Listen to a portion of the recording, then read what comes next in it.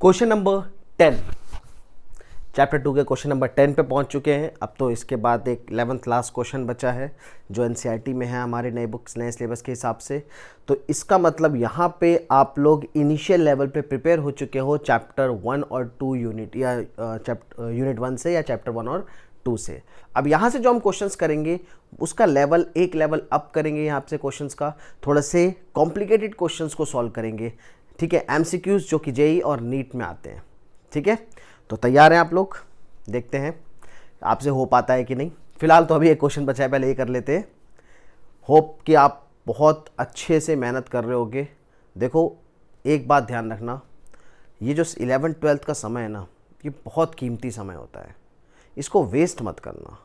यहाँ पर आप जितना अच्छा बेस डेवलप कर सकते हो वो बाद में नहीं हो पाएगा, या फिर बाद में बहुत ज़्यादा मेहनत लगेगी। अभी फ्लो में आप उसके एग्ज़ाम्स देते हो, आप स्कूल में पीए भी दोगे, अपना टर्म्स भी दोगे, तो डिफरेंट एग्ज़ाम लेवल के एग्ज़ाम्स आप देते जाते हो। हाथों हाथ उसको इतना स्ट्रांगली डेवलप करो कि आपको बाद में कंपटीशन पे दिक्कत ना आए। बेस तो इतना स्ट्रांग करो कि ऑन द टिप्स होना चाहिए आपके, ठीक है। चलो क्वेश्चन नंबर 10 देखते हैं। A 12 picofarad capacitor is connected to a 50 volt battery. सबसे पहले कैपेसिटर का कैपेसिटेंस हमें गिवन है, C is equals to 12 is connected to a 50 volt battery. V दिया हुआ है हमें 50 volt. How much electrostatic energy is stored in the capacitor. सबसे पहले तो मैं आपको रिवाइज कराना चाहूंगा energy stored in the capacitor.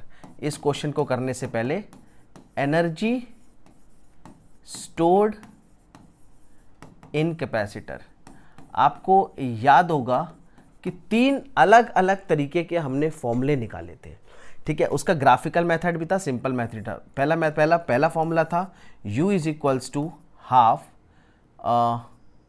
Q square by C, पहला फॉर्मूला।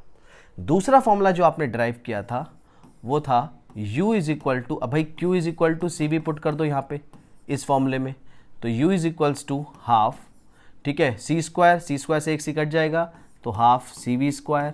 और तीसरा फॉर्मूला था general formula U is equals to half QV। ये जो जनरल फॉर्मूला था ये ग्राफ से भी निकलता है भाई, हमें पता है Q is directly proportional to V होता है, तो इसका जो ग्राफ आया था, ठीक है, Q और V का, इसका हम जो एरिया निकालते हैं ये भी वही आएगा, U is equals to half ये Q और ये V, तो हाफ QV। ये जनरल फॉर्मूला सेम आया था ग्राफ से। और यहाँ से भी फिर Q is equal to CV put करो या V is equal to Q by C put करो, तो ये दोनों फॉर्मूले डिराइव हो जाते थे।